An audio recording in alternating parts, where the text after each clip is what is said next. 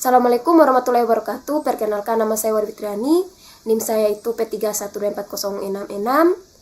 Saya berasal dari jurusan D3 Teknik Sipil.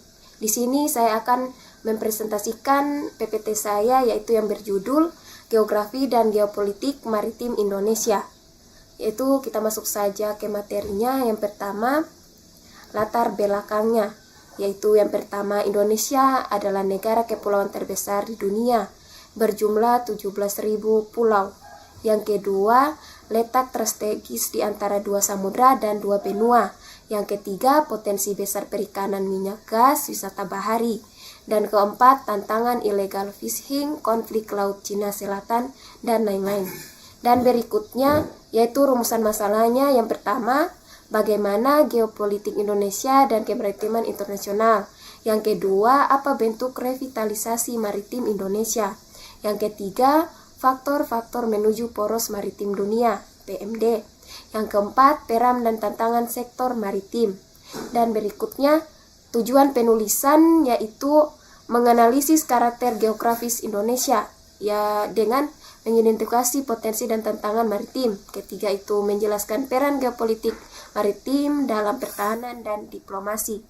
Berikutnya, sumber daya kemaritiman, yaitu perikanan produksi itu berjumlah 23 juta ton dalam tahun 2017.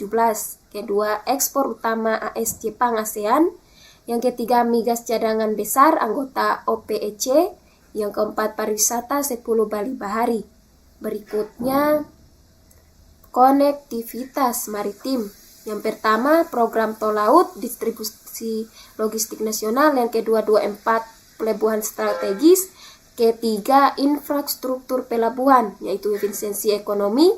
Dan berikutnya, strategi maritim nasional, yaitu ada 5 pilar poros maritim dunia. Yang pertama, budaya maritim.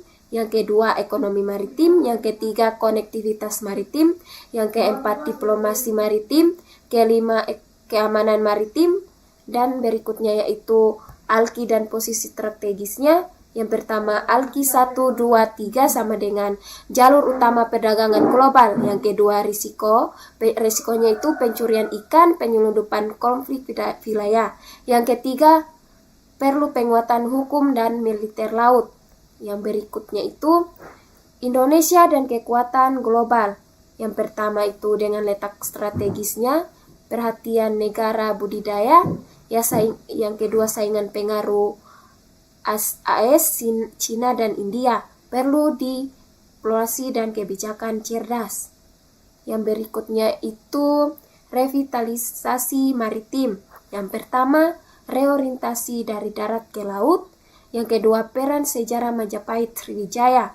Yang ketiga, potensi ekonomi dan pengaruh global. Yang berikutnya itu analisis PMD di Indo-Pasifik. Yang pertama, kawasan Indo-Pasifik sama dengan pusat perdagangan. Yang kedua, hambatan ketimpangan distribusi indeks Gini tinggi. Solusi infrastruktur pelabuhan TNI, Angkatan Laut kuat, yaitu berikutnya keamanan dan tantangan. Kasus pertama itu adalah kasus illegal fishing meningkat.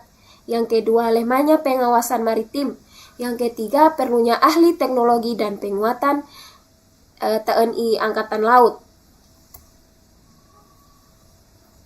Berikutnya yaitu konferensi dan regulasi maritim.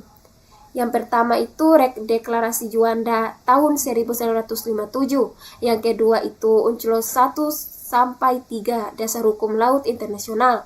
Yang ketiga itu hak lintas damai landas kontinen.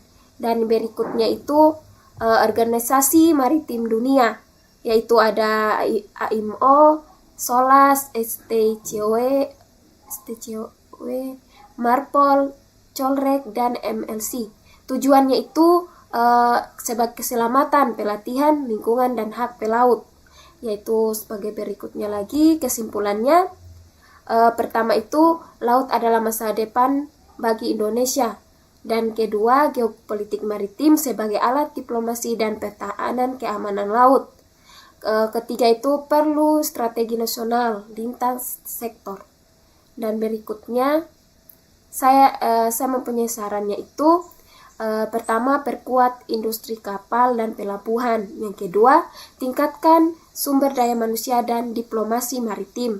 Yang ketiga itu pengawasan laut berbasis teknologi. Sekian dari saya, presentasi tentang geografi dan geopolitik maritim Indonesia. Saya akhiri dengan walhul mufaid ila aqwamit thoriq. Wassalamualaikum warahmatullahi wabarakatuh. Terima kasih.